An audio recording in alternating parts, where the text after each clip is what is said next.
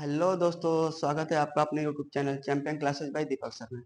जैसा कि आपको थंबनेल में दिख रहा होगा कि हमारा चैप्टर का नाम है मानव में पोषण। ठीक है, तो आइए देखते हैं मानव में पोषण में क्या क्या होता है, कैसे कैसे क्रियाएं होती है, मानव में जो पोषण होता है, पोषण की आवश्यकता क्यों होती है, इसके बारे में आज हम लोग डिस्कस करते हैं। तो सबसे पहले हम लोग जानते हैं कि मानव में जो पोषण होता है, तो पोषण की आवश्यकता होती क्यों है। ठीक है, तो देखा जाए मानव में पोषण की आवश्यकता इसलिए होती है क्योंकि हमें हमारे शरीर को सुचारू रूप से चलाने के लिए हमें ऊर्जा चाहिए, पोषण चाहिए। उस ऊर्जा हमें कहाँ से मिलेगा? हम जिसके द्वारा जो भोजन करते हैं, भोजन से हमें क्या मिलता है? न्यूट्रिशन मिलता है, पावर मिलता है, ऊर्जा मिलता है। उसके द्वारा क्या होता है? हमारा शरीर सुचारू रूप से चल पाता है। ठीक है, तो आइए देखते हैं यह जो पोषण होता है हमारे शरीर में, जो मानव पोषण के बारे में बात कर रहे हैं, तो हमारे शरीर में यह किस किस क्रिया विधि द्वारा कैसे कैसे यह आगे चलता जाता है। तो देखते हैं, सबसे पहले बात करते हैं तो मानव पोषण जो है, मानव पोषण सबसे पहले स्टार्ट होता है मुख गुहा में। ठीक है, लिखते चलते हैं हम लोग और आप लोग भी नोट करते चलिएगा।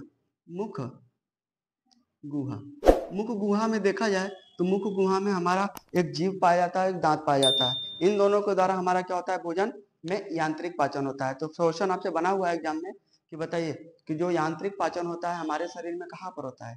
तो यांत्रिक पाचन हमारे शरीर में मुख गुहा से प्रारंभ होता है। मुख गुहा में जैसे हम भोजन को लेते हैं, भोजन को निवाले को मुंह में लेते हैं, तो जो भोजन हमने लिया उस भोजन का क्या होगा हमारे शरीर में? जैसे यांत्रिक मतलब जो हमारा ये जो मुख गुहा है, मुख गुहा के अंतर्गत हम यंत्र की तरह इसे काम करते हैं। भोजन को क्या करते हैं? लगातार चबाते हैं, चबाते हैं। उसके बाद लार ग्रंथियां पाई जाती है। लार ग्रंथियां से क्या होता है? एंजाइम निकलता है, जिसके द्वारा भोजन को क्या होता है?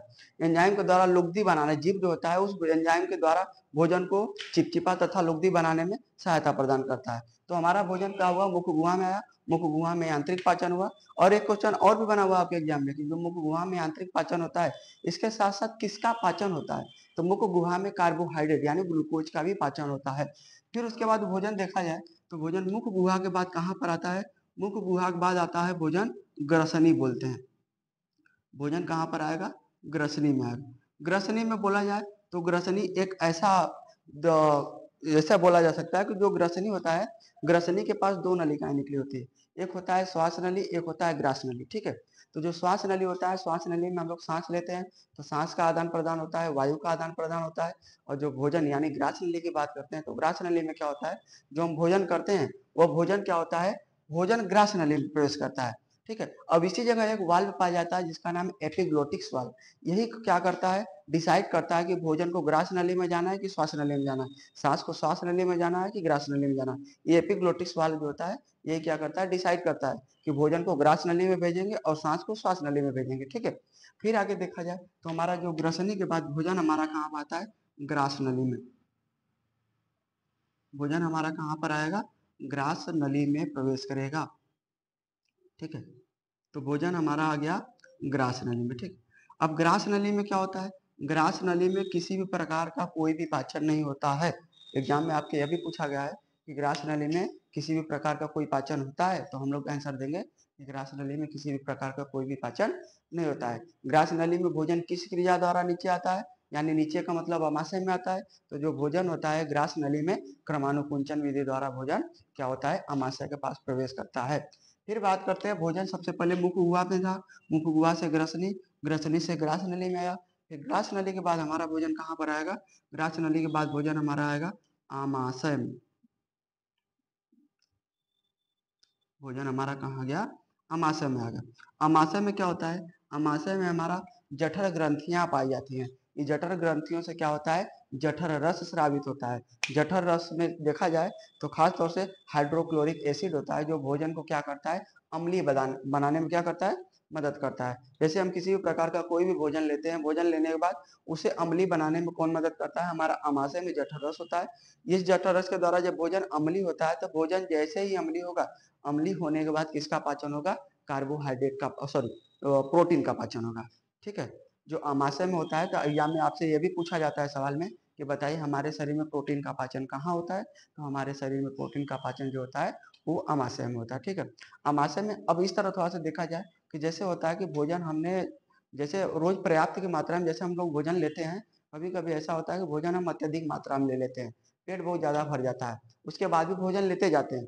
जब हम भोजन ज़्यादा मात्रा में ले लेते हैं तो हमारे पेट में जो भोजन होता है, आमाशय जो भोजन होता है, पच नहीं पाता। जब भोजन पच नहीं पाता तो इसका मतलब यह होता है कि भोजन क्यों नहीं पच पाता, तो जो हमारे शरीर में जो पेट होता है, पेट जो स्टमच होता है, स्टमच में हाइड्रोक्लोरिक जो एसिड पाया जाता है, वह जैसे कि होता क्या है, हम प्रतिदिन जितना भोजन लेते हैं उस भोजन के हिसाब से हाइड्रोक्लोरिक एसिड वो पर्याप्त मात्रा में क्या करता है, HCl स्रावित करता है, जिससे भोजन पच जाता है। लेकिन कभी कभी ऐसा क्या होता है, जब हम भोजन अधिक मात्रा में ले लेते हैं, जब भोजन अधिक मात्रा में ले लिए तो HCl पर्याप्त मात्रा में, जैसे उसे जो पाचन करने के लिए HCl चाहिए पर्याप्त मात्रा मिल नहीं पाता है, तो भोजन हमारा नहीं पच पाता है। जब भोजन नहीं पच पाता है तो हम लोग क्या करते हैं, नींबू पानी का घोल लेते हैं, मार्केट में जाते इलेक्ट्रॉल लेते हैं, सॉरी इनो लेते हैं। इनो को लेकर हम जब पीते हैं तो पीने के बाद देखते हैं 6 सेकंड में काम चालू हो जाता है। ऐसा क्यों होता है, क्योंकि हमारे शरीर में जो जठर ग्रंथियों द्वारा जठर रस उत्पन्न हो रहा है वह कम मात्रा में हो रहा है, लेकिन हमने भोजन तो अधिक मात्रा में लिया है। जब अधिक मात्रा में भोजन लिया है तो उसको क्या करने, पाचन करने के लिए हम अलग से क्या करते हैं, एसिड लेते हैं। ठीक है, जब वो अलग से एसिड लेंगे तब भोजन हमारा क्या होगा, पाचन होना चालू हो जाएगा। फिर इसके बाद हमारा आता है क्या, छोटी आंत। छोटी आंत के बारे में देखते हैं और पढ़ते चलते हैं। छोटी आंत, छोटी आंत में क्या होता है, छोटी आंत में होता यह है कि जैसे कि जिस तरह देखा जाए पहले तो मुख्य गुहा में हमारा कार्बोहाइड्रेट का पाचन हुआ,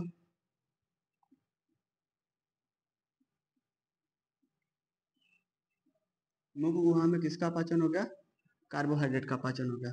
और ग्रसनी और ग्रास नली में किसी प्रकार का कोई पाचन नहीं होता है। पाचन होता है आमाशय में, आमाशय में किसका पाचन होता है, प्रोटीन का पाचन होता है। प्रोटीन का पाचन कहाँ पर हो गया, आमाशय में होगा। फिर आते हैं छोटी आंत। छोटी आंत में देखा जाए तो छोटी आंत में हमारा पाचन होता है किसका किसका, विटामिन का, लिखते चलते हैं, विटामिन,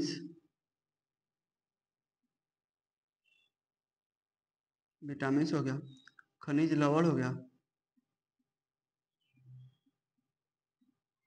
विटामिन, खनिज लवण, वसा और बचा हुआ जितना भी पदार्थ है टीसी।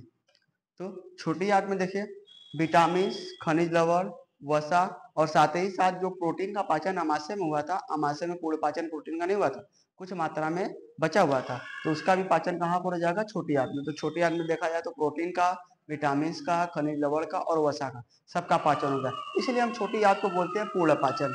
इसको किस नाम से जानते हैं, पूर्ण पाचन के नाम से जानते हैं।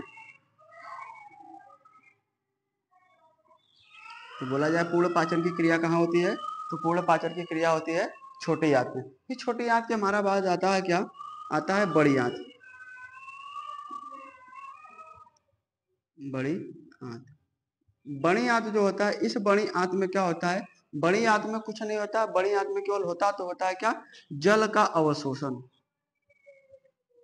जल का अवशोषण। तो जल का अवशोषण कहाँ पर होता है, तो जल का अवशोषण होता है हमारा कहाँ पर, बड़ी आंत में।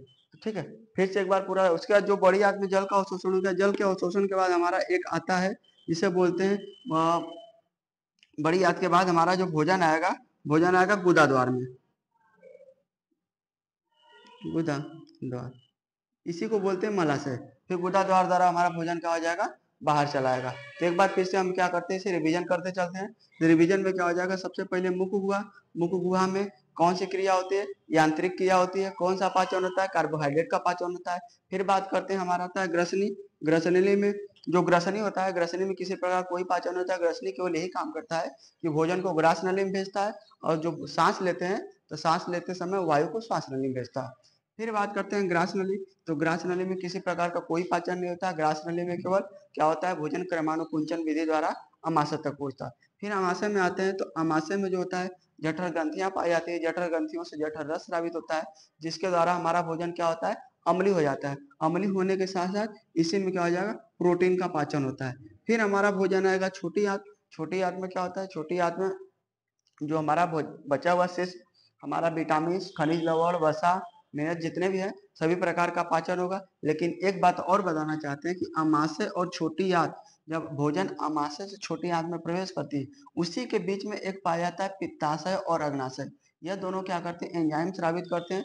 उस एंजाइम के द्वारा होता क्या है कि यह जो भोजन हमारा आमाशय में जठर ग्रंथियों द्वारा जो जठर रस निकल रहे थे, तो उसके द्वारा भोजन अम्लीय हो गया था।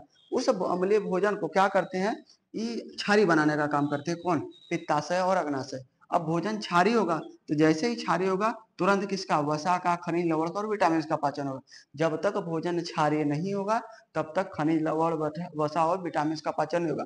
और अम्लीय होगा तो प्रोटीन का पाचन होगा, क्षारीय होगा तो विटामिन, खनिज लवण और वसा का पाचन होगा।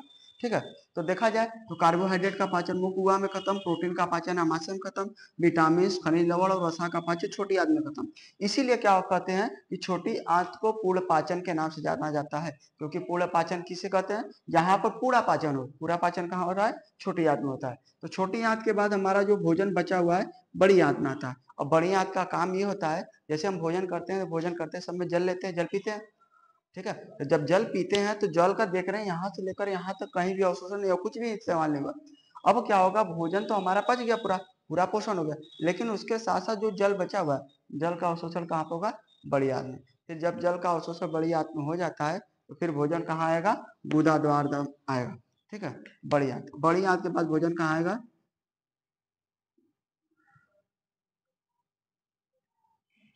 गुदा द्वार। गुदा द्वार द्वारा क्या होता है, इसी को बोलते हैं मलाशय। मलाशय के द्वारा भोजन क्या होता है, बाहर चला आता है। एक बार फिर से रिवीजन करते हैं तो मुख गुहा में कौन सी क्रिया, यांत्रिक क्रिया होती है। यांत्रिक क्रिया में कौन सा पाचन होता है, कार्बोहाइड्रेट का पाचन होता है। फिर बात करते हैं ग्रसनी में भोजन आता है। ग्रसनली में, ग्रसनी जो होता है वो भोजन क्या करता है, श्वास नली में सांस का वायु को प्रदान करता है। और ग्रसनली में और क्या करता है, जो ग्रसनी होता है, ग्रसनी का काम वहाँ पे एपिग्लोटिस वाल्व पाया जाता है। एपिग्लोटिस वाल्व करता क्या है कि जो हम भोजन करते हैं, भोजन को ग्रास नली में और सांस लेते हैं तो सांस नली में भेजता है। फिर हमारा भोजन ग्रास नली, ग्रास नली से अमाशय, अमाशय से छोटी आंत, छोटी आंत से बड़ी आंत, बड़ी आंत से गुदाद्वार के द्वारा आता है। फिर बात करते हैं, इसमें कुछ अलग से और टॉपिक हैं जिसके बोलते हैं ग्रंथियां। हमें ग्रंथियों के बारे में पढ़ना है। ग्रंथियां, कुछ ग्रंथियां हैं, उन ग्रंथियों के बारे में पढ़ना है। तो उन ग्रंथियों के बारे में सबसे पहले देखा जाए तो सबसे पहले आता है लार ग्रंथि। सबसे पहला हमारा आता है लार ग्रंथि।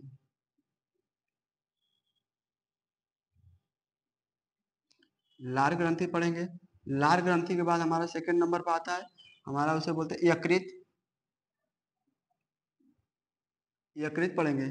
फिर थर्ड नंबर पर आएगा अग्नाशय।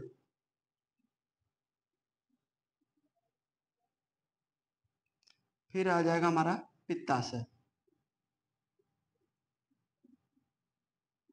पित्ताशय। तो जिस प्रकार हम मुख गुहा सब यहाँ, मुख गुहा, ग्रसनी, ग्रासनली, अमाशय, छोटी आंत, बड़ी आंत और गुदाद्वार पढ़ने के बाद हम लोग पढ़ेंगे क्या, ग्रंथियां। ग्रंथियां में क्या क्या आएगा हमारा, ग्रंथियां में आएगा लार ग्रंथि। लार ग्रंथि हो गया, यकृत हो जाएगा, अग्नाशय हो जाएगा, पित्ताशय। ये चारों टॉपिक पढ़ लेंगे तब हमारा मानव में जो पोषण है, वो वह जो क्रिया है वह पूरी तरह समाप्त हो जाएगा। ठीक है, उसके बाद देखते हैं फिर मुख गुहा। अब यहाँ तक तो हमने क्या किया, इंट्रोडक्शन केवल पढ़ा है, इंट्रो देखा है। इंट्रो देखने के बाद अब हम लोग करेंगे क्या, अगली क्लास में पढ़ेंगे कि मुख गुहा।